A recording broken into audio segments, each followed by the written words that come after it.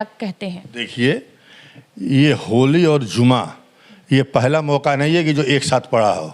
हम अपने ज़िंदगी में जितनी हमारी उम्र है 70-72 बरस की, हमने कई बार देखा है कि होली और जुमा एक साथ पड़ा है और रमज़ान का भी जुमा पड़ा है आज से 60-62 बरस पहले। तो कहीं कोई वावला नहीं, कोई जाना ही नहीं।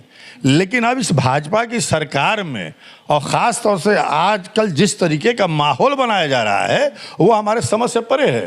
सपा नेताओं के द्वारा भी ज्ञापन दिया गया है कमिश्नर ऑफिस में कि अल्पसंख्यकों के तरफ लिए जो एक तरफा मुकदमे लिखे जा रहे हैं इस पे कार्रवाई करे पुलिस। सिर्फ सपा के ही लोग नहीं थे, उसमें तमाम दल के लोग थे। हमको भी जाना था, किसी कारणवश हम नहीं जा पाए। जलालीपुरा से लेकर अंबिया मंडी से लेकर के अभी दीनदयालपुर में परसों की घटना है कि जय श्री राम का नारा लगा कर चंदा मांगा गया था, उसके बाद से लड़कों को वार किया गया, खून से लथपथ थे, उसकी FIR भी हुई है। तो तमाम बनारस में ऐसी घटनाएं हो रही हैं और हमारे लोगों को टारगेट करके हम ही को बन गया। आपको क्या लग रहा है कि ये कौन लोग हैं जो बनारस का माहौल खराब करने की कोशिश कर रहे हैं? ये वही है RSS बजरंग दल के लोग। अगर ये लोग नहीं चाहे तो कुछ माहौल ख़राब ना हो। ये माहौल जो लोग ख़राब कर रहे हैं अगर उनके ऊपर सख्ती से पेश आया जाए, उनको गिरफ्तार किया जाए, उनको बंद किया जाए तो फिर कोई माहौल, किसी की हिम्मत नहीं है कि माहौल ख़राब करे। लेकिन उनको छूट दे दी गई है, इसलिए जो वो माहौल ख़राब कर रहे हैं। मुस्लिम आवाज क्यों नहीं उठा रहे हैं? जब उनका विधायक बीजेपी की जो विधायक हैं केतकी सिंह, उनका एक बयान आया है कि मुसलमानों के लिए अलग हॉस्पिटल की व्यवस्था की जाए, इसके लिए क्या कहेंगे? आप बताइए, वो देश को तोड़ने वाली बयान है। आज तो हॉस्पिटल अलग करने की बात कर रही हैं, तो कल कहेंगे कि मुसलमानों के लिए गांव अलग कर दिया जाए, परसों कहेंगे कि उनके लिए शहर अलग कर दिया जाए, हो सकता है आगे बढ़ के कहेंगे कि उनके लिए स्टेट अलग कर दिया जाए। तो देश तोड़ने की बात है ना।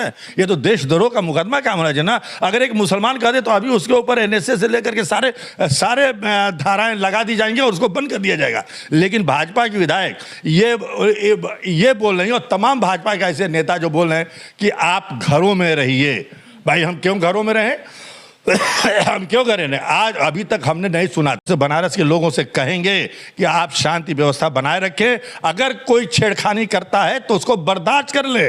महात्मा गांधी ने कहा था ना कि एक गाल अगर हमारे एक चाटा को हमारे एक गाल पे मारता है तो दूसरा गाल भी सामने कर दो, तो कर दो और बता दो कि हमने इस देश की आज़ादी की लड़ाई लड़ी है और इस देश से हमें मोहब्बत है। हम 5 वक्त अपने सर को जो है, पेशानी को इस धरती की मिट्टी से, खाक से रगड़ते हैं। हम 5 वक्त हम मरते हैं तो यहीं पे दफन होते हैं। हमको इतना इस देश से मोहब्बत है, इसलिए हम हर तरीके से भाईचारा अमन चाहेंगे और यही अपील करेंगे।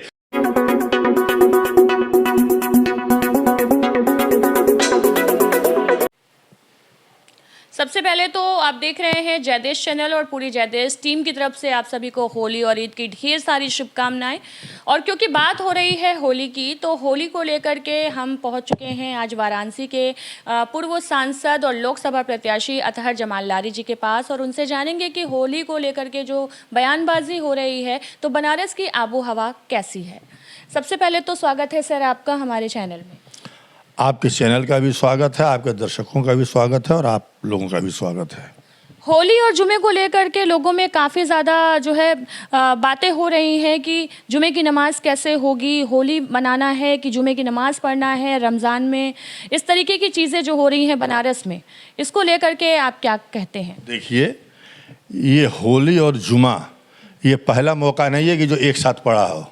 हम अपने ज़िंदगी में जितनी हमारी उम्र है 70-72 बरस की, हमने कई बार देखा है कि होली और जुमा एक साथ पड़ा है और रमज़ान का भी जुमा पड़ा है आज से 60-62 बरस पहले। तो कहीं कोई वावला नहीं, कोई जाना ही नहीं। लेकिन अब इस भाजपा की सरकार में और ख़ास तौर से आजकल जिस तरीके का माहौल बनाया जा रहा है वो हमारे समझ से परे है।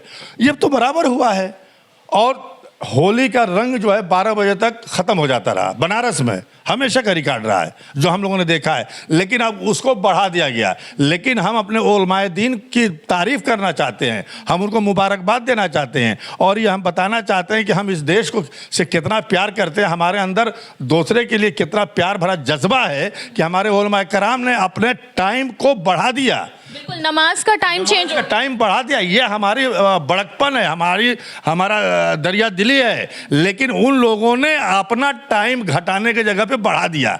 ये क्या संदेश देता है? इसके पहले भी होली मनाई जाती थी, होली में आप लोग भी जाते होंगे, उन लोगों के साथ होली मनाते होंगे, वो लोग आप लोगों के साथ ईद मनाते होंगे, और अभी इस तरह की आबो हया में इतनी दुश्वारियां क्यों देखने को मिल रही हैं? अब जब से सरकार आई है ऐसा माहौल टेंस, जब हमारे मुखिया लोग ही माहौल को ख़राब करने की कोशिश अगर करेंगे तो फिर माहौल तो ख़राब होगा ही।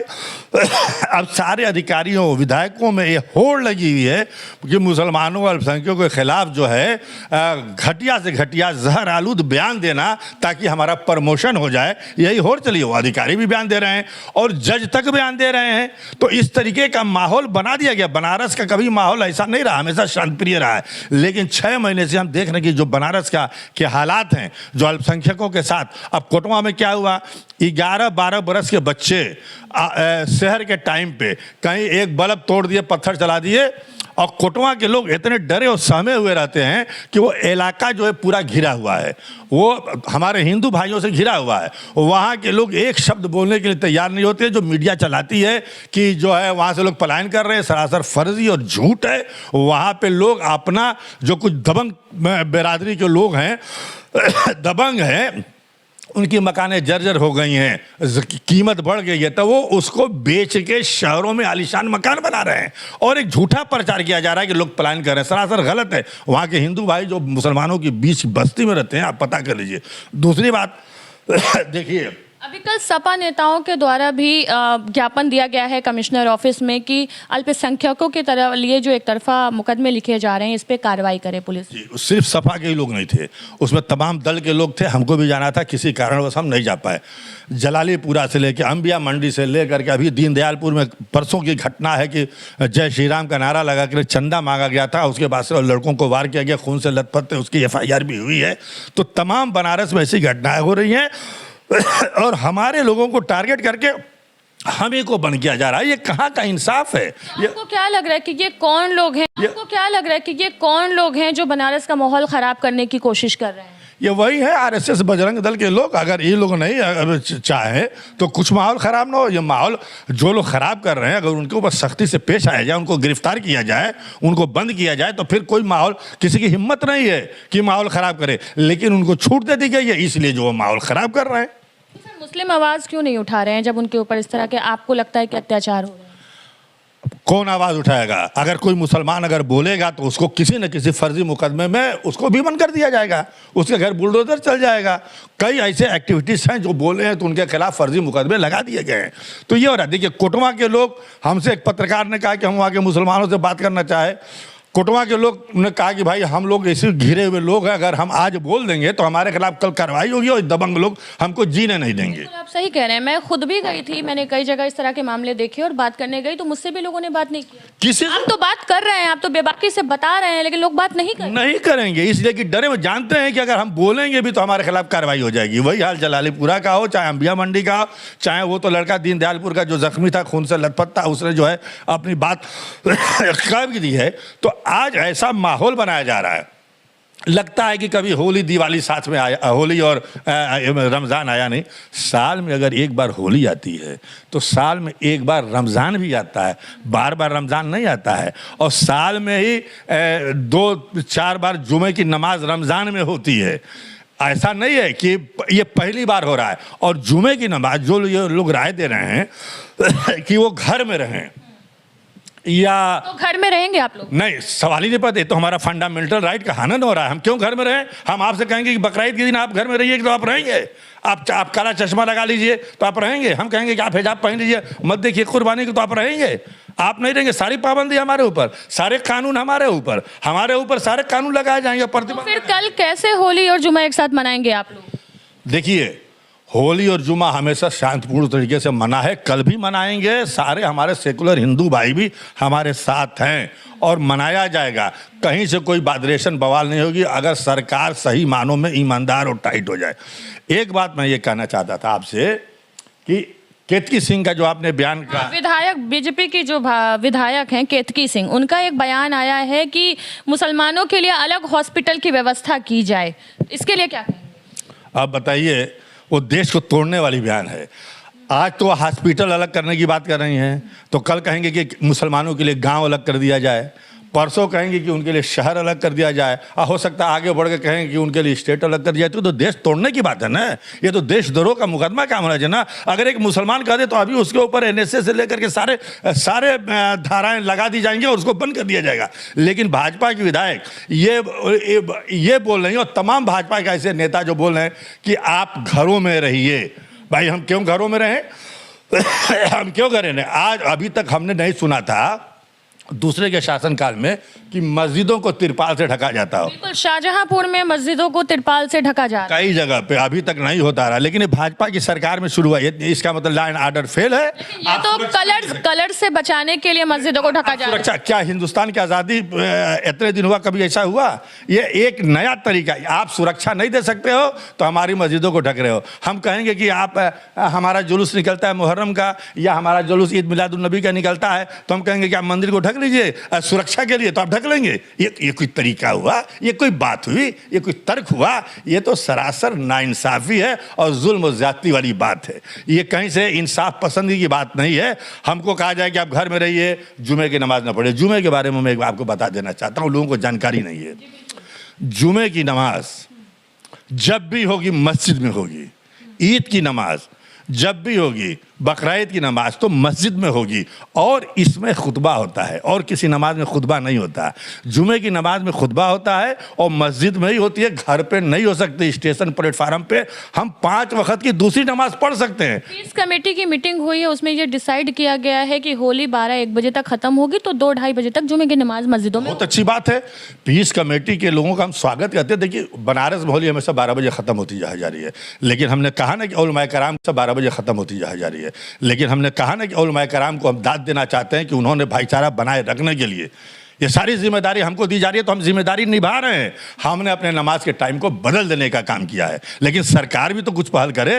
भाजपा सरकार को भी तो पहल करनी चाहिए। आप किस तरीके की सरकार से पहल की उम्मीद जता रहे हैं? शांतिपूर्ण माहौल बनाएं, और जो लोग मुसलमानों के साथ जो जुल्म ज्यादती जो लोग कर रहे हैं, जो जगह जगह मारा पीटा जा रहा है, मॉब लिंचिंग की घटनाएं हो रही हैं, उनके खिलाफ सख्त से सख्त कार्रवाई की जाए। अगर हम ऐसा करते हैं तो हमारे खिलाफ कार्रवाई की जाए। जो भी करे तब ना अमन अमान पैदा होगा। और ऐसे लोग बयान देंगे कि ये कर लें वो कर लें, तो कल हम भी कहेंगे कि आप चश्मा पहन लीजिए, आप भी बकरा-ईद के दिन घर से न निकलिए, तो देश चलेगा? देश चलाने की बात नहीं है। देश चलाने की बात है कि आप इंसाफ पसंद बनिए, और आप अगर मुख्यमंत्री और प्रधानमंत्री तो सबके हैं ना, हिंदू और मुसलमान के सबके हैं। हमने तो कभी मुसलमान को नेता नहीं माना, हमने तो कभी मुसलमान को प्रधानमंत्री और मुख्यमंत्री नहीं बनाया। हमने तो आपको माना है ना, अपने बिरादरान वतन को माना है, मुख्यमंत्री प्रधानमंत्री बनाने का काम किया। हमने तो कभी आज तक मुस्लिम लीडरशिप को कबूल ही नहीं किया, मुस्लिम लीडरशिप के साथ गए नहीं, तो फिर हमको क्यों बदनाम किया जाता है? हम तो आप ही के साथ है, आपसे कंधा से कंधा मिलाकर चलते हैं, तो आप भी हमारे साथ कंधे से कंधे मिलाकर चलिए। यही बनारस की जनता को किस तरह की शांति और सौहार्द बनाए रखने की अपील करेंगे? हम पूरे देश और उत्तर प्रदेश और खास तौर से बनारस के लोगों से कहेंगे कि आप शांति व्यवस्था बनाए रखें। अगर कोई छेड़खानी करता है तो उसको बर्दाश्त कर ले। महात्मा गांधी ने कहा था ना कि एक गाल अगर हमारे एक चाटा को हमारे एक गाल पे मारता है तो दूसरा गाल भी सामने कर दो, तो कर दो, और बता दो कि हमने इस देश की आज़ादी की लड़ाई लड़ी है, और इस देश से हमें मोहब्बत है। हम 5 वक्त अपने सर को जो है, पेशानी को इस मिट्टी, इस धरती की मिट्टी से, खाक से रगड़ते हैं। हम 5 वक्त हम मरते हैं तो यहीं पे दफन होते हैं। हमको इतना इस देश से मोहब्बत है, इसलिए हम हर तरीके से भाईचारा अमन चाहेंगे, और यही अपील करेंगे कि भाइयों, आप अमन व अमान के साथ होली भी मने, दिवाली भी मने, हम एक दूसरे से गले भी मिले। हम तो हमेशा होली में लोगों के साथ गए। हम तो शंकराचार्य स्वामी और मुक्तेश्वरानंद जी के यहाँ भी जा करके होली मनाए हैं, और फूलों की होली वहाँ मनाई जाती है। तो हम लोगों ने तो हमेशा, और कई बार हम होली मिलन समारोह तमाम जगहों पे हम गए, और होली मिलन में हम लोग हमेशा साथ रहे। तो कभी हमने ये भेद नहीं किया है।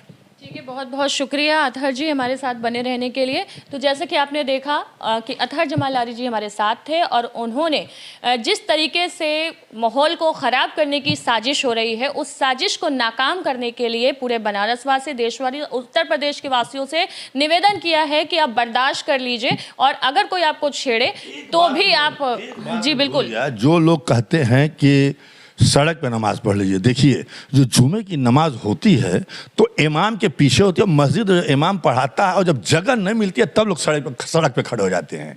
तो वो सड़क पे नमाज पढ़ना नहीं, चूंकि इमाम पढ़ा रहा है और जगह की कमी को जब पढ़ लिए तो वो नमाज हमारी सही होती है, जायज़ होती है। लेकिन ऐसे हम कहीं सड़क पे नमाज जुमे की नहीं पढ़ सकते, ये हमारे शरीयत में, कानून में कहीं है ही नहीं है। होप सो कि जितने भी डाउट्स थे मुस्लिम नमाज को लेकर के वो अब आपके दूर हो गए होंगे। जिस तरीके से, जिस अंदाज से लारी जी ने बताया कि इस्लाम में नमाज क्यों ज़रूरी है, कहाँ ज़रूरी है, मस्जिद में पढ़ना क्यों ज़रूरी है, सड़कों पर क्यों पढ़ लेते हैं मजबूरी में, ये सारी चीज़ें आपके सामने आज रखी गई। वैसे ही उन्होंने अपील की है कि तमाम देशवासियों से कि होली और जुमे की नमाज शांति प्रिय तरीके से सकुशल संपन्न करिए। वाराणसी से कैमरामैन इरशाद अहमद के साथ मैं हूँ खुशरंगीना। जय देश।